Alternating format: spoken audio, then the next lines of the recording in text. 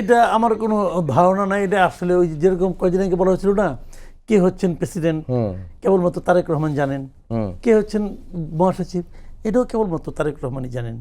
তবে আমার একটা মানে আপনার থাকবে, মানে চাহিদা থাকবে একজন আমি বিএনপি করি না কিন্তু তারপরেও জনগণ হিসাবে, একজন সাধারণ নাগরিক হিসাবে আমি চাইব যে এমন কাউকে আপনারা দলের মহাসচিব বানান যার সঙ্গে দলের একদম মাঠ পর্যায় পর্যন্ত একটা যোগাযোগ আছে। এটা খুব জরুরি কিন্তু যাকেই বানান তার সঙ্গে যেন মাঠ পর্যায়ে। কিন্তু দেখেন আমি একটা কথা বলি, বিএনপি এখন রাষ্ট্র ক্ষমতায় আছে কিন্তু প্রত্যন্ত অঞ্চলে কিন্তু বাংলাদেশে ভাই চাঁদাবাজি হয়, এবং সেই চাঁদাবাজি এখন বিএনপির নেতৃত্বে হচ্ছে, বিএনপি লোকজনই করতেছে।